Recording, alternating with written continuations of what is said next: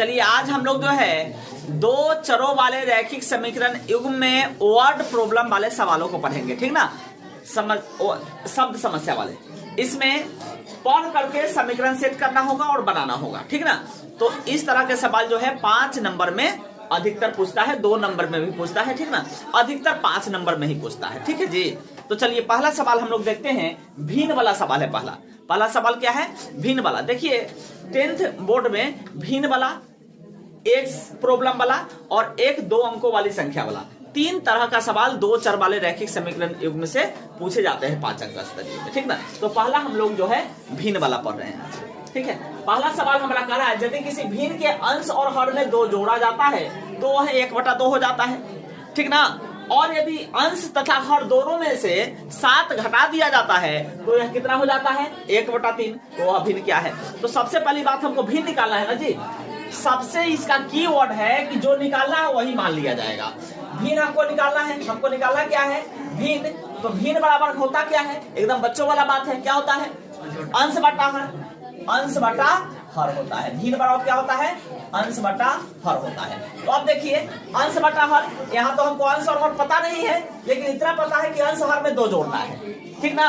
तो अंश पता नहीं है तो हम क्या कर लेते हैं, यहाँ पे मान लेते हैं कि माना कि अंश बराबर कितना? अंश बराबर x तथा हर बराबर y। हर बराबर y, ठीक है जी। अब देखिए तो अंश यहाँ पे क्या आ जाएगा? x आ जाएगा, हर आ जाएगा, y आ जाएगा। तो ये भिन्न बन गया। भिन्न कितना बना? x बटा y बना। अब x बटा y यानी अंश और हर, अंश कितना है? x है, दोनों में 2 जोड़ना है। क्या जोड़ना है? 2। तो इसमें भी 2 जोड़िए और इसमें भी 2 जोड़िए। इस दोनों में कहा 2 जोड़ने के लिए। अगर 2 जैसी हम जोड़ते हैं तो यह भिन्न कितना हो जाता है हमारा? 1/2, अर्थात बराबर में 1/2। समझ में आया बात? इसको अगर हम लोग सोल्व करेंगे, थोड़ा सा हल करेंगे, क्रॉस मल्टीप्लाई कीजिए तो 2 से 2x आ जाएगा और प्लस में 2 दूनी 4 आ जाएगा। बराबर में इसको 1 से करिए तो सेम हो जाएगा, यानी y+2 को 1 से तो y+2 ही होगा, y+2 हो जाएगा। समझ में आया जी? आगे देखिए, अब यहां से इंप्लाइज दैट 2x बराबर y+2 और प्लस इधर जाएगा था माइनस में 4 आएगा, तो इंप्लाइज दैट x बराबर आ जाएगा y माइनस 4 में से +2 जाएगा तो माइनस में 2 आएगा और बट्टा में ये वाला 2 आएगा। यह हमारा जो है x का वैल्यू हम लोग निकाल लिए, समीकरण एक आ गया। ऐसा समझ में? कोई दिक्कत किसी को? चलिए, नहीं ना प्रॉब्लम। x का वैल्यू हमको आ गया y-2/2। ये समीकरण 1 से यहां तक हम लोग देखे ना सवाल को तो हमको इतना आ गया। आगे बढ़ते हैं। यदि अंश तथा हर दोनों में से 7 घटा दिया जाए, देखिए एकदम आसानी से। अंश कितना है? अंश कितना है? x है, बटा में y, हर हो जाएगा, भिन्न हो गया। अंश और हर दोनों में से 7 घटाया जाए, दोनों में से आप 7 घटा दीजिए एकदम आसानी से, और ये तब क्या हो जाता है? 7 घटाया जाता है तो भिन्न हो जाता है हमारा 1/3। कितना हो जाता है?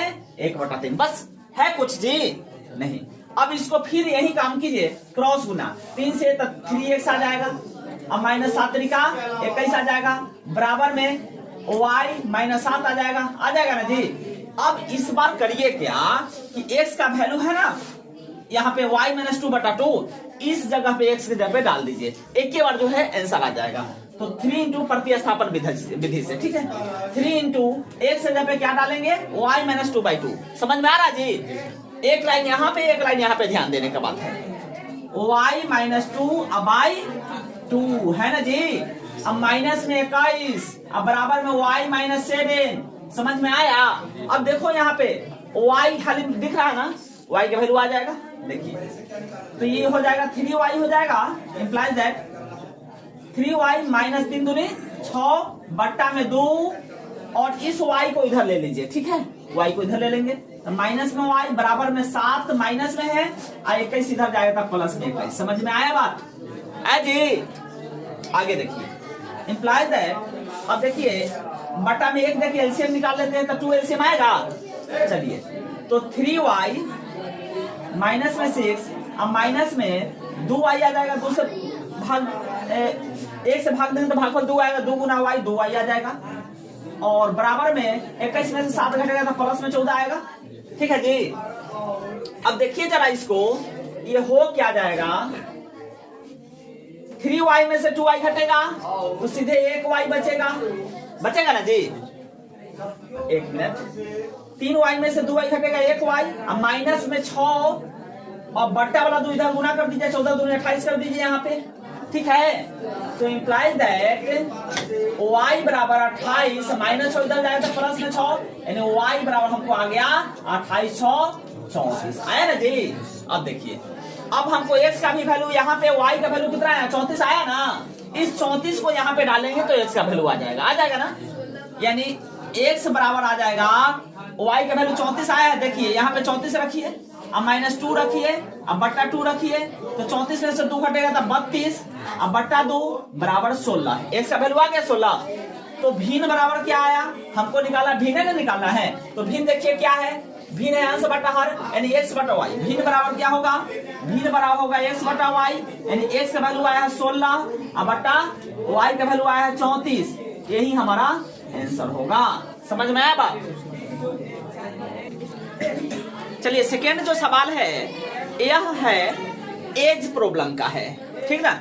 यह भी सवाल 5 अंक स्तरीय पूछने की अधिक संभावना रहती है, ठीक ना। जरूरी नहीं कि यही सवाल पूछेगा, कोई दूसरा भी सवाल पूछ सकता है। सवाल हम लोग देखते हैं, पिता और उसके पुत्र की आयु का योग कितना है, 45 वर्ष है। पिता और उसके पुत्र की आयु का योग माने जोड़ 45 साल है। देखिए, और 5 वर्ष पूर्व उनकी आयु का गुणनफल 124 था, तो उनकी वर्तमान आयु, फिर देखिए क्या निकालना है, वर्तमान आयु निकालना है ना। हम बोले हैं इससे पहले वाले सवाल में जो निकालना होगा एज ग्रुप वाले में, या फिर वर्ड प्रॉब्लम का कोई भी सवाल होगा, जो लास्ट में निकालना होगा उसी को हम मान लेंगे।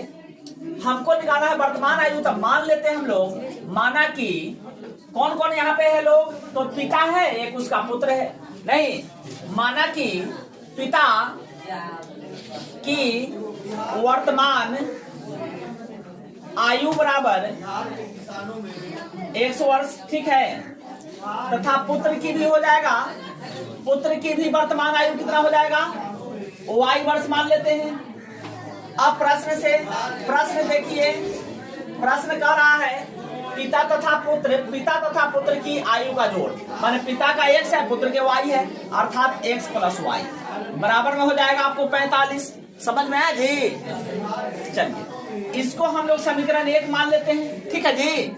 आगे देखिए, 5 वर्ष पूर्व उनकी आयु का गुणनफल। अब बताइए, अभी कोई आदमी जो है 10 साल का है, मान लो कोई लड़का, और उसका पिता अगर 50 साल का है, ठीक ना, तो 5 साल पहले पिता 5 साल कम रहा होगा, क्या करेंगे, 50 में से 5 घटाएंगे, 10 में से 5 घटाएंगे, तो 50 में से 5, एक सपोज मान लीजिए, जब 50 में से 5 घटाएंगे 45 आएगा, 10 में से 5 घटाएंगे तो 5 आएगा, यानी 45 को 5 से गुना करेंगे। समझ में। उसी प्रकार से यहाँ पे कह रहा है 5 वर्ष पूर्व उनकी आयु का गुणनफल। अब बताइए, अभी पिता कितना है, 1 साल के हैं, अभी 1 साल के हैं, 5 साल पहले ये 5 कम रहा होगा, x माइनस 5 रहा होगा पिता, और पुत्र अभी y है, तो 5 साल पहले यह भी पुत्र भी 5 साल कम रहा होगा, y में से 5 कम रहा होगा। अब करा उनका गुणनफल, आयु का गुणनफल, माने इस दोनों को अगर गुना कर दिया जाए तो ये कितना आ जाता है, 124। देखिए कितना आसान है ना जी। 5 साल पहले पिता हो जाए x माइनस 5, पुत्र भी हो जाएगा y माइनस 5, इन दोनों की आयु का गुणनफल हो गया 124 हो गया। सेट हो गया ना सवाल, समीकरण हुआ सेट। अब देखिए इसको बना दीजिए, इंप्लाइज दैट। अब इसको हमको क्या करना है, गुना करना है, तो पहले 1 से इसको गुना करेंगे, तो 1 से करेंगे तो 100y हो जाएगा, क्या हो जाएगा 100y। अब माइनस 5x हो जाएगा और माइनस 5y हो जाएगा। अब माइनस माइनस प्लस 25 हो जाएगा, अब बराबर में 124 हो जाएगा। कोई दिक्कत नहीं। अब देखिए इंप्लाइज दैट 100y है, अब माइनस में क्या हो जाएगा, ये आपको 5x और 5y रहने दीजिए, इसको 5x और माइनस में 5y, अब बराबर 124, अब प्लस 25 इधर जाएगा तो माइनस में 25। तो यहाँ पे देखिए 100y, अब माइनस में 5x और माइनस में 5y, नहीं अब बराबर में घटाएंगे तो 99 हो जाएगा, हो जाएगा ना। अब देखिए हम लोग करते क्या है, अब इसको यहां से x या y का वैल्यू निकाल लीजिए समीकरण 1 से। तो x बराबर क्या हो जाएगा, x बराबर हो जाएगा आपको 45 माइनस वाई, हो जाएगा जी। तो यहां से डालिए x के जगह पे 45 माइनस वाई इंटू वाई हो जाएगा, और माइनस हो जाएगा 5 इंटू एक्स का वैल्यू रखे हैं 45 माइनस वाई रखे हैं, अब माइनस 5 वाई, अब बराबर 99, कोई दिक्कत नहीं ना। अब देखिए तो ये हो जाएगा, इसको हल कीजिए, 45 वाई कितना होगा, 45 वाई अब माइनस में वाई का स्क्वायर, अब माइनस में 45 बचे 225, अच्छा 25 22, ठीक है। अब माइनस माइनस प्लस 5 वाई, अब माइनस में हो रहा है।